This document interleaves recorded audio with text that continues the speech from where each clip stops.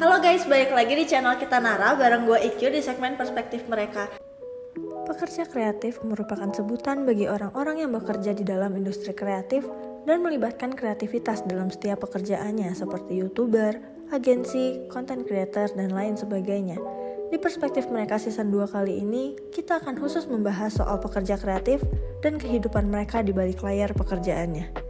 Kali ini kita bakal bahas soal endorsan nih. Kan banyak mungkin ya di Instagram, mungkin di TikTok gitu ya, banyak yang udah terima-terima endorsan nih. Nah, kita akan bahas lebih dalam tentang endorsan ini. Sebenarnya gimana sih di belakang endorsan yang diterima itu, ada cerita apa sih? Kita bakal bahas hari ini. Dan hari ini kita lagi sama siapa sih? Halo, nama gua Natania, biasa dipanggil Nia. Oke, Cici Nia ya kalau gue manggil. Boleh, Cici Nia.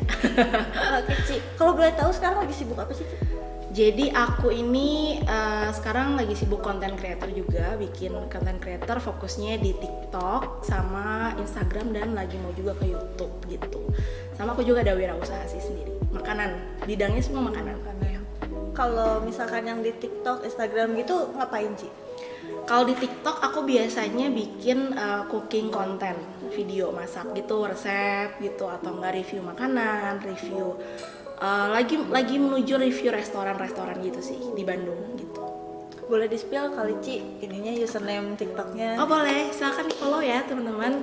TikToknya @masakmania, A-nya 3. Masakmania, A-nya 3, bisa di-follow juga. Masak Amania. Iya. Maksudnya. Oh gitu, Masakmania. Masakmania, oke. Betul. Berarti di situ isinya resep-resep. Ya, masak resep, biasa menu-menu viral, terus makanan yang lagi viral, kayak gitu-gitu sih. Kalau di Instagram juga sama, Ci? Instagram biasanya aku mirroring. Jadi apa yang udah aku share di TikTok, aku share juga di Instagram gitu, dan beberapa aplikasi lainnya. Jadi aku ada main yang mirip-mirip aplikasinya kayak TikTok, tapi produk Cina yang lainnya gitu lah gitu. Temennya ya. TikTok gitu ya. Oke, kalau di TikTok ini sendiri atau di media gitu ya, Ci, udah mulai dari kapan sih, Ci?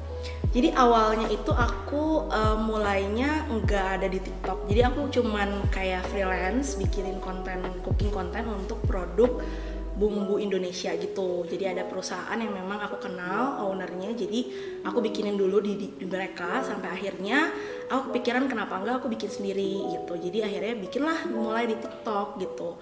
Baru kalau di TikTok sendiri baru sekitar 1 tahun kurang, tapi kalau udah di cooking kontennya itu aku udah sekitar 2 tahunan.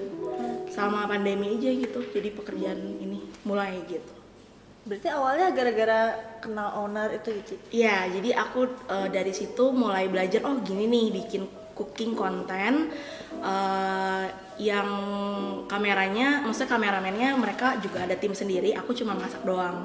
Tapi kalau sekarang kan aku semua sendiri, jadi kameramen sendiri, edit juga sendiri gitu, dan aku juga lihat banyak juga nih maksudnya youtuber yang memang bikin konten kayak gini. So kenapa enggak aku mulai dari aplikasi TikTok ini yang cepet banget gitu untuk boostnya gitu kan. Jadi aku mulai di situ, ternyata dibuka jalan lah intinya gitu, sampai akhirnya ya hari ini gitu, sampai hari ini.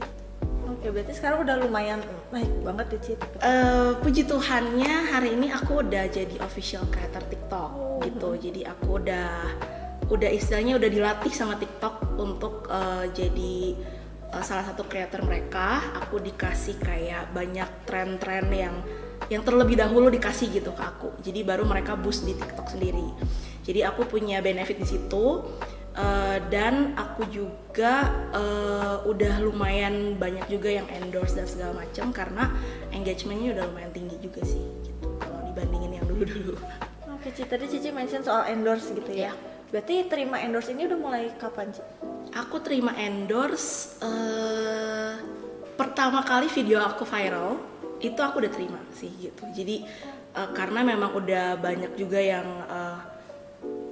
mention aku gitu kan, udah message aku gitu, terima endorse nggak, and then mereka tanya red card aku. Jadi aku pikir memang arahnya ke sana juga, ya udah kenapa enggak gitu. Dan akhirnya aku buka, jadi kayak baru setahun kurang juga sih sama gitu. Pertama kali di endorse apa sih, Ci? Pertama kali aku di endorse karena kan bidangnya makan ya, jadi aku di endorse ya dulu mie ayam gitu, mie ayam dan taekwan gitu. Taekwan. Ya. Ini minta review atau minta dibikinin atau gimana sih? Dia karena kan kalau endorse tuh ada beberapa sistem gitu. Mereka ada yang mintanya value-nya barter atau mereka mau ngasih produk and then kasih fee juga gitu kan. Biasanya ya dua-dua itu aku terima sih. Cuman kalau yang pertama ini memang mereka sistemnya barter gitu, dan buat aku yang kayak pertama kali ya udahlah gitu. Maksudnya aku pikir juga ya aku mau belajar juga kan ini gimana sih mengendorse gitu. Jadi ya udah aku terima dulu aja gitu. Ingat gak sih Ci pertama kali dapat endorse itu perasaannya gimana? Perasaannya bingung ya, kayak gue harus ngapain nih gitu kan. Kayak gue harus balas apa, gue harus ngapain, dan gue harus kasih harga berapa gitu kan, yang langsung ada di pikiran aku gitu.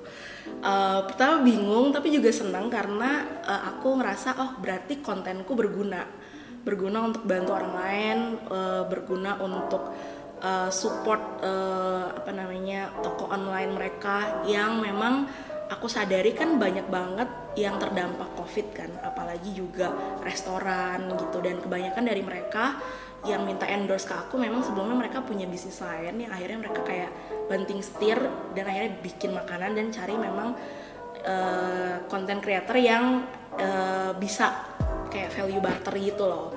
Jadi akhirnya ya udahlah, aku pikir aku seneng aja gitu, kayak oh ternyata apa yang aku buat juga bisa berguna buat orang lain gitu. Antara bingung dan senang gitu. Tapi seneng ya Ci ya, berarti berkembang gitu sih konten-kontennya. Kalau misalkan terima endorse gitu Ci, dari si brand atau dari si kliennya itu ada minta ketentuan-ketentuan khusus gitu nggak sih? Ya ada, jadi nanti ada briefingnya juga. Biasanya aku akan tanya, mereka kan kayaknya suka ada slogan-slogan atau mungkin hashtag yang memang khusus mereka. Nanti aku akan tanya apakah ada briefing khusus atau enggak, dan ada ketentuan detail nggak, aku harus videonya seperti apa, lagi ngapain, karena beberapa beberapa produk itu mereka harus ngasih detail lah gitu, poin-poin penting yang aku sampaikan. Entah kan kayak ada ini nanti kayak kemarin ini 12 gitu kan, kayak ini nanti ada di promo gitu kan, tolong dicantumin gitu. Terus ada juga yang harus nunjukin mereka produknya aplikasi, jadi aku harus nunjukin bahwa aku udah login di aplikasi mereka. Jadi emang ada ketentuan-ketentuan kayak gitu sih yang memang mereka akan briefingin aku gitu. Pernah dapet yang susah nggak sih Ci? Atau yang nggak masuk akal gitu briefingnya susah? Yang nggak masuk akal sih enggak sih ya, cuman memang ada beberapa yang aku tolak karena tolak secara halus, karena pertama aku melihat juga produknya kayak kurang aman, karena kan aku harus konsumsi kan, makanan kan aku harus konsumsi. Jadi aku memang milih sih kayak oh produk ini aman gitu.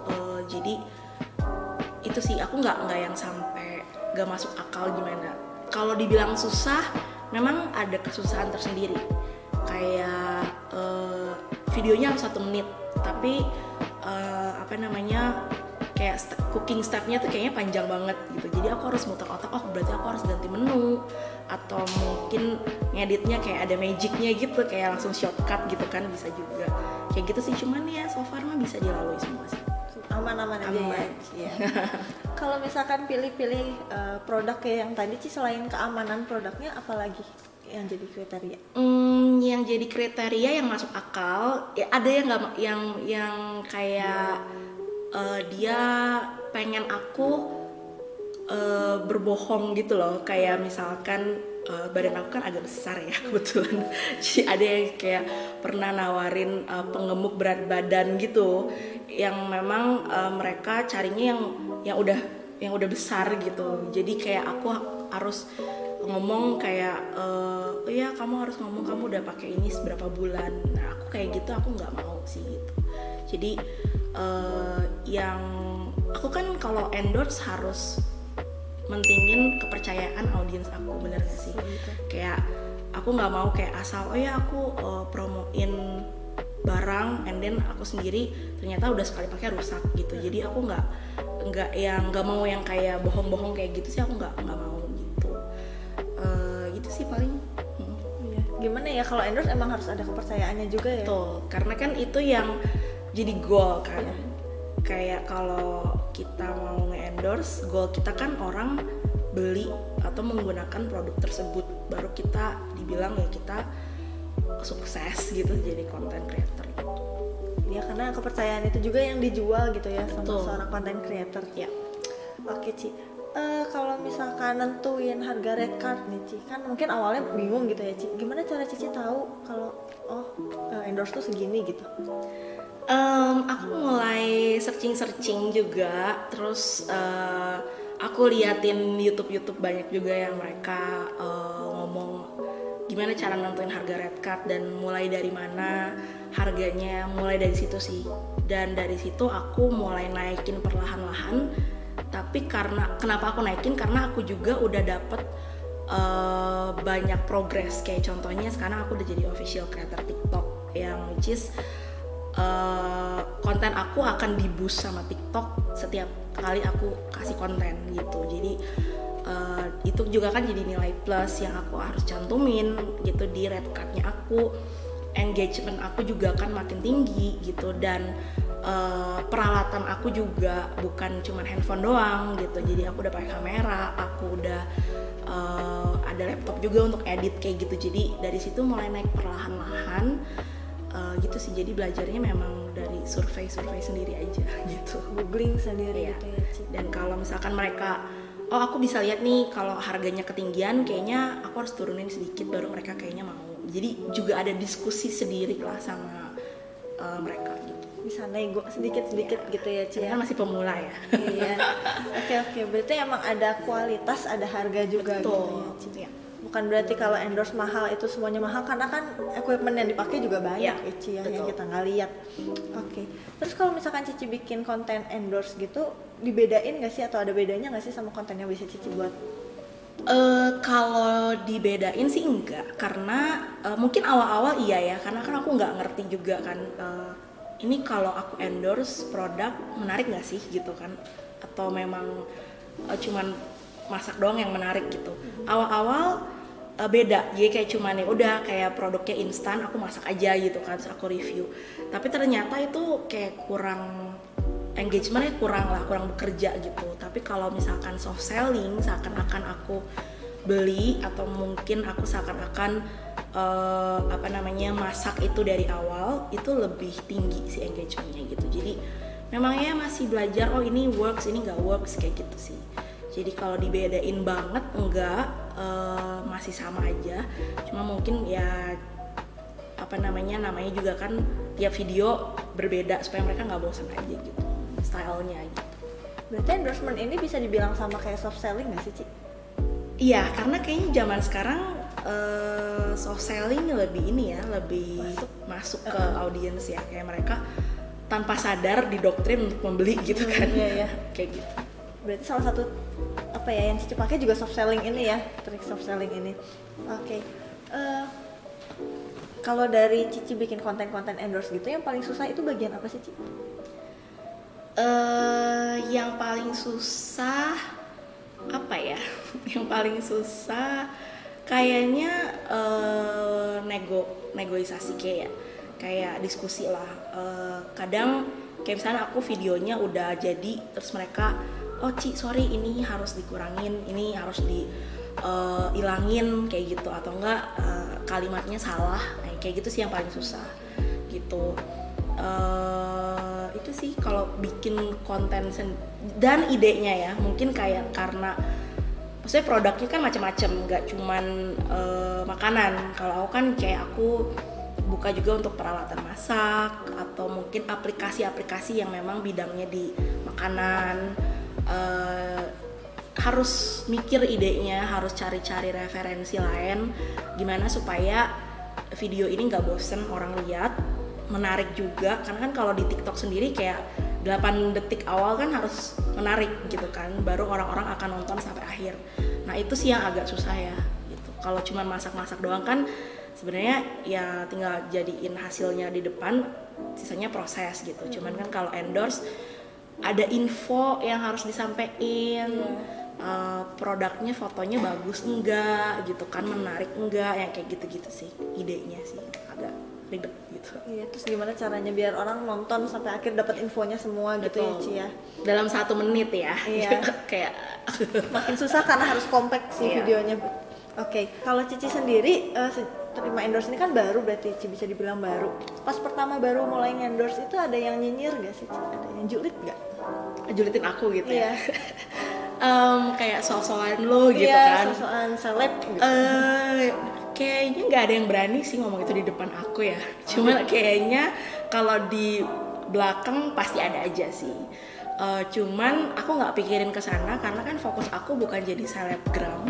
Tapi yang pertama fokus aku pengen bantu produk lokal yang memang mereka nggak punya biaya mungkin untuk ads di Instagram, atau mungkin mereka bayar artis yang puluhan juta, tapi mulai dari yang kecil-kecil, atau mungkin mereka cuma mau naikin kesadaran orang bahwa nih ada produk ini nih gitu, eksistensinya mereka.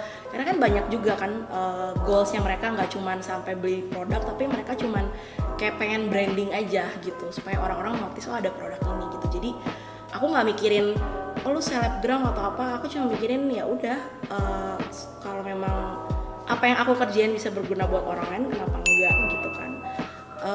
Dan mungkin ada aja sih kayak teman-teman aku, wah bagi dong gitu kan produknya gitu, ada aja. Cuman ya aku ketawain aja, aku bawa have fun aja gitu, karena nggak mikirin sampai pengen jadi selebgram atau artis TikTok gitu kan, ya nggak sampai sana. Tapi kalau misalkan memang ya jalannya dibukain ya udah gitu kan. Iya, kenapa enggak ya Ci ya? Oke, tadi Cici mention soal ini motivasi brand-brand kecil mungkin cuma buat naikin eksistensinya mereka. Kadang juga aku sadar sih kayak kalau misalkan kita buka Instagram gitu ya, kan ada yang endorse tapi cuma pasang foto di story-nya aja gitu, yang nggak benar-benar di review. Iya. Kadang tuh aku mikir sih Ci, kayak ini tuh buat apa gitu, kenapa dia masang endorse Sampai gitu. titik-titik gitu kan. Iya kan, bahkan orang kadang mungkin nggak lihat gitu kan Ci. Dan di sini aku tahu sih mungkin emang cuma buat naikin eksistensi gitu ya Ci. Biar orang tahu kalau ini tuh brandnya ada gitu. Oke. Jadi satu informasi baru nih. Nah, terus kalau misalkan Cici review gitu atau endorse kayak gitu, apa ya? Gimana pendapat Cici tentang orang-orang yang kayak wah ini pasti bohong nih gitu? Pendapat aku ya, kalau pendapat aku ya semua orang punya pilihan sih menurut aku nggak bisa judge mereka juga, oh berarti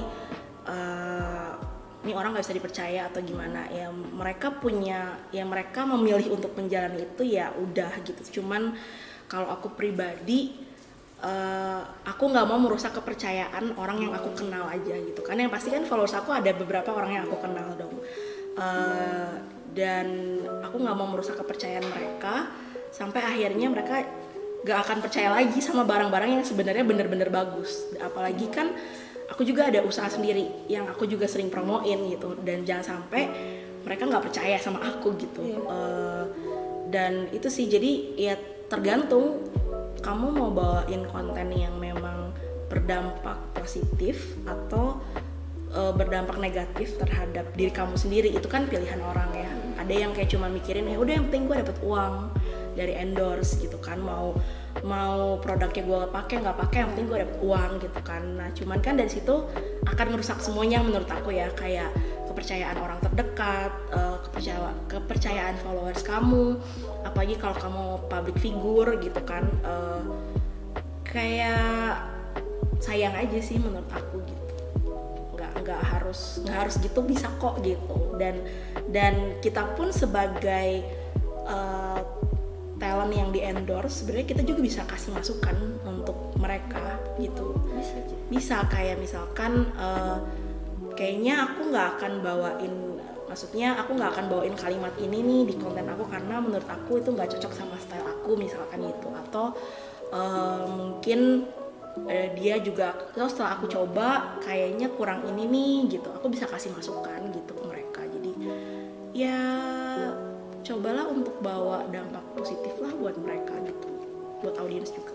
Pernah nggak sih Ci ada yang endorse terus Cici udah iyain, diterima barangnya ternyata nggak works, dibalikin atau gimana gitu Ci?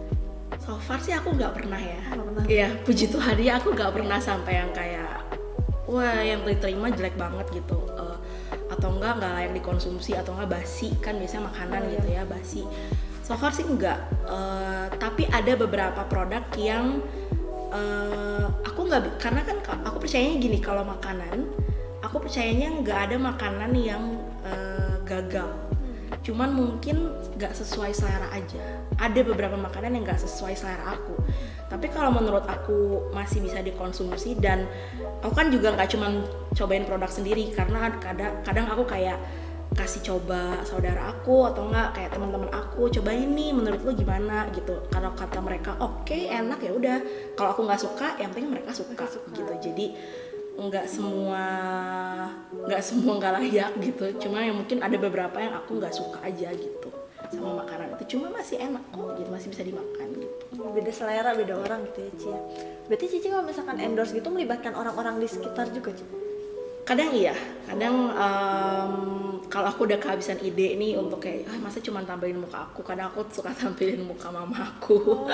Atau enggak kalau kayak kemarin ini ada produknya memang aman untuk bayi, aku suka munculin keponakan aku lagi makan, karena memang aku lihat aman dan memang terpercaya dan memang brandnya udah besar. Jadi ya udah gitu, karena kan aku pengennya ngebuat ya udah nih yang punya anak, ayo aku ponakan aku aja makan gitu. Dan memang baik kok untuk perkembangan dia, ya udah kenapa enggak gitu. Berarti memang bisa dipercaya banget gitu ya, karena orang terdekat aja dikasih gitu. Oke Ci, aku mau tanya Ci, apakah berarti setiap endorse itu gimana ya, nggak setiap sih, apakah endorse bisa dibilang review palsu Ci? Enggak sih ya, kalau menurut aku enggak semua, tapi memang ada aja gitu kan. Ada yang tergantung, tadi aku bilang pilihan orang, dan nanti juga audiens akan lihat mana yang beneran dia review ya, atau yang dia palsu gitu. Karena aku juga mengagumi ada satu influencer yang dia bener-bener review barang, dan akhirnya lewat dia review banyak banget yang beli, dan itu sangat memberkati produk-produk lokal gitu. Dan aku goalnya pengen kesana sih, kayak aku bermanfaat, karena kan buat apa aku bikin konten gitu kan, nggak cuman untuk show off, nggak gitu, tapi aku pengennya ini membantu aja orang-orang, entah itu orang yang nggak bisa masak jadi masak, atau orang yang bingung mau beli apa, and then dia tahu harus beli apa, terus kebetulan gue lagi pengen ini, udah gue beli kayak gitu. Jadi ya bisnis yang berkembang kan harus membantu orang ya gitu sih. Jadi kayak gitu. Berarti emang ya bisa aja ada yang bohong, tapi ada kok yang jujur gitu. Banyak banget. Ya.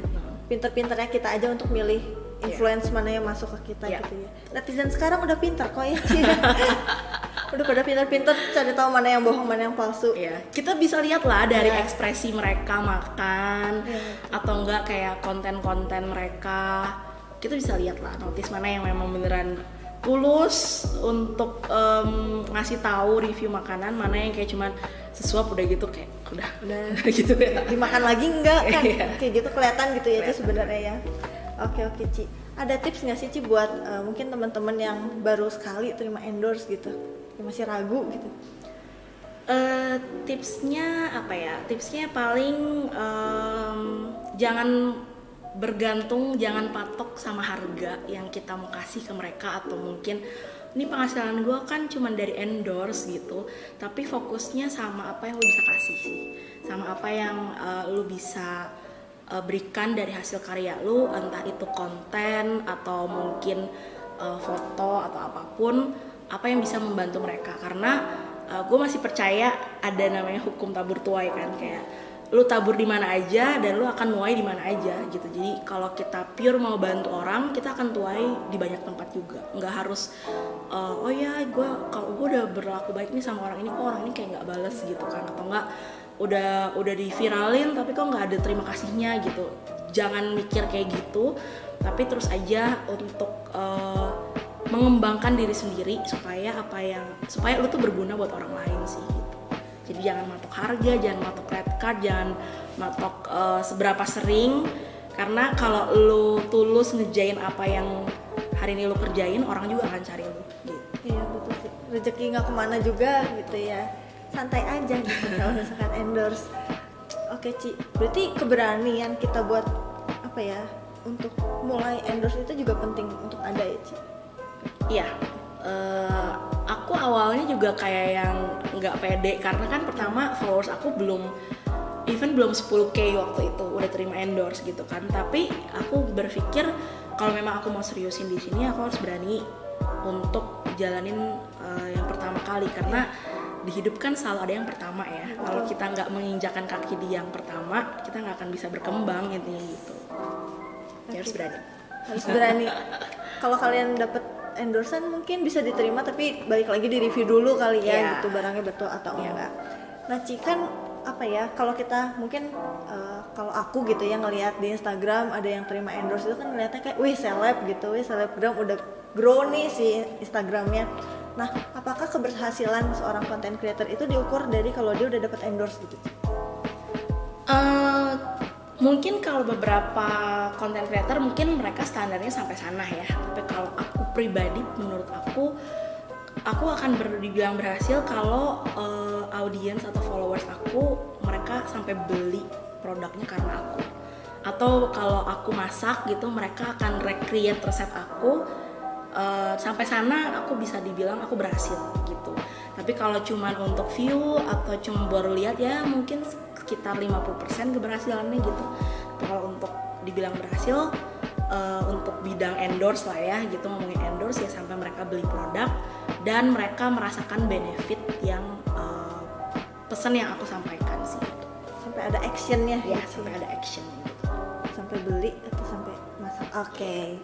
Berarti kalau misalkan kita cuma lihat aja kayak oh ada nih produk ini, itu sebenarnya bisa dibilang berhasil juga nggak sih? Ya berhasil 50% lah ya, karena ya biasanya kita harus apresiasi karena kita nggak tahu juga. Misalnya aku nggak tahu video aku yang mana yang akan viral gitu, cuman yang bisa aku pastikan aku do the best di setiap video aku. Jadi kalaupun memang failed atau misalkan nggak viral ataupun ya viewersnya nggak sampai beratus-ratus gitu, kalau aku bilang itu nggak berhasil, maksudnya ya kasihan aku juga ya. Aku bisa bilang ya berhasil tapi ya baru 50% lah gitu. Kalau dibilang sukses bener-bener ya kalau mereka udah ada actionnya aja. Ci, kan kita nggak tahu ya maksudnya video mana yang bakal viral kayak yang tadi Cici bilang. Ada yang pernah komplain gitu nggak sih Ci karena endorse-nya nggak viral misalkan? Puji Tuhan sih enggak ya. Damai kliennya. Iya, mereka semua nggak ada yang komplain. Tapi ada yang pernah komplain karena kalimat aku kurang baik lah intinya gitu. Tapi untungnya itu bukan karena kalimat aku. Jadi memang itu udah di briefing, aku harus ngomong kayak gitu. Dan akhirnya jadi pro kontra gitu. Dan setelah aku diskusiin ya mereka nggak masalah sama ini. Dan aku pikir ya udahlah, aku tutup mata aja untuk hal ini, tapi ya itu jadi pelajaran lah buat aku gitu. Dan kedepannya aku harus hati-hati juga untuk lihat nih briefingan ini sebenarnya baik nggak untuk image aku sendiri gitu. Jangan sampai oh ya aku ngikutin briefing tapi akhirnya menghancurkan image aku karena aku fokusnya uang, ngerti nggak sih kayak gitu. Jadi kita harus bijak milih klien, bijak milih produk juga karena dikonsumsi juga, karena kesehatan juga dan segala macam. Jadi harus benar-benar bijak untuk milih gitu. Aku penasaran nih Ci, masih ini balik lagi sedikit kayak yang tadi ya Ci. Kan ada klien, maksudnya ada produk-produk yang emang cuma mau naikin eksistensinya aja, mau dikenal orang. Dan kalau misalkan kita endorse-nya sampai situ tuh, sampai orang-orang tahu produknya, berarti berhasil dong Ci sebenarnya. Ya, karena kadang suka ada yang cuman bilang kita mau naikin eksistensi kita, produk kita, jadi aku mau kerjasama nih sama kakak gitu kan.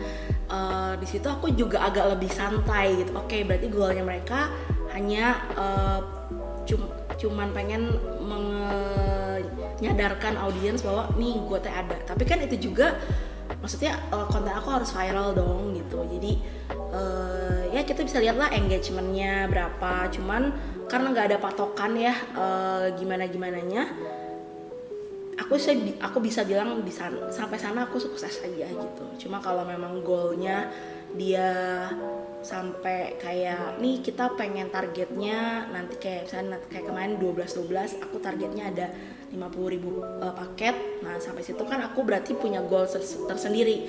Aku pengennya mereka sampai beli gitu, atau enggak at least mereka sampai share ke temennya kayak gitu sih. Oke, berarti memang ada target-targetnya beda brand beda ini ya Ci ya, masih bisa menyesuaikan juga kayak gitu.